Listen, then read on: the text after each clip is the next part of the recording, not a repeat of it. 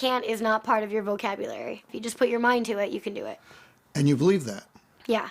That's the crazy thing is if you're never given limits, then you think, I can do anything. And if she could do anything, she wanted it to be this, what she saw her hero, Dominique Moceanu, doing on TV. There was just one problem. Jennifer was born without legs, a devastating birth defect that had led her natural parents to abandon her the day she was born.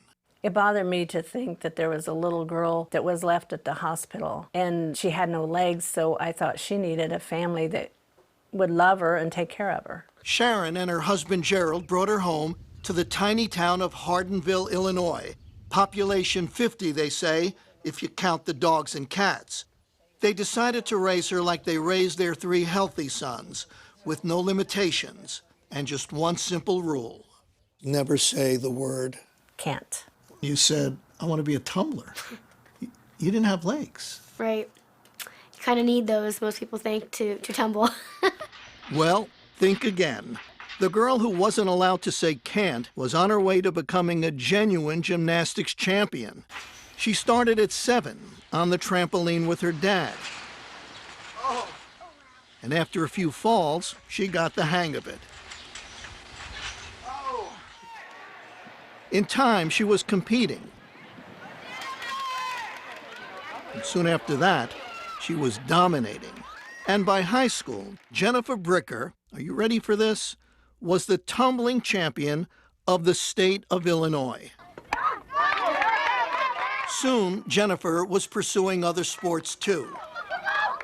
Even one you'd figure she had absolutely no chance to play well, until it turned out she could steal the ball, even grab a few rebounds. And she could make baskets, too. She didn't consider herself handicapped. She was talking to some friends one time, and one of them said something about her being handicapped. She said, well, I'm not handicapped. And they said, well, you have to use a wheelchair. She said, just to keep them getting dirty.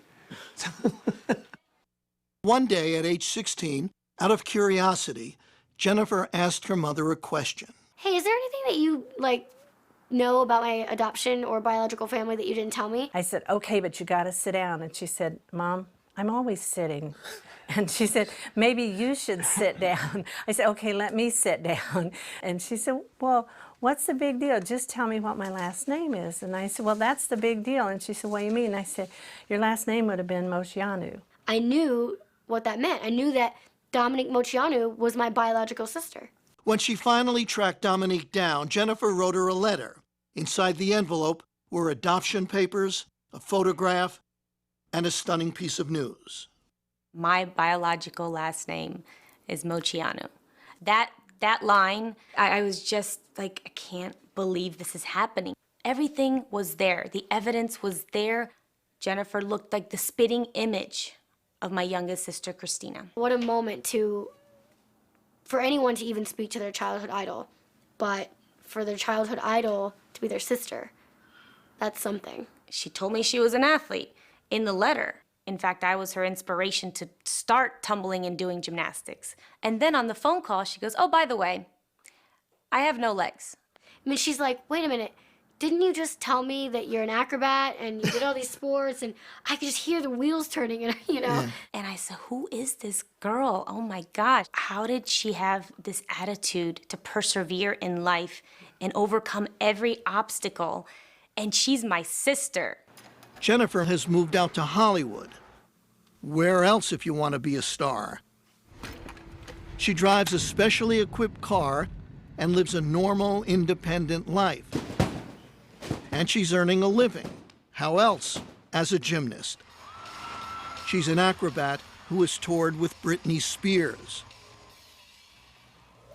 And now she's training for a classical performance at New York's Lincoln Center. We got to go to Ohio and got to watch her perform.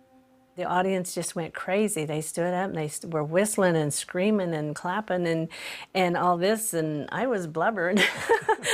I was sobbing because it was so beautiful, and it's like, oh my goodness, that's my baby. The baby who was taught early on never to say the word can't.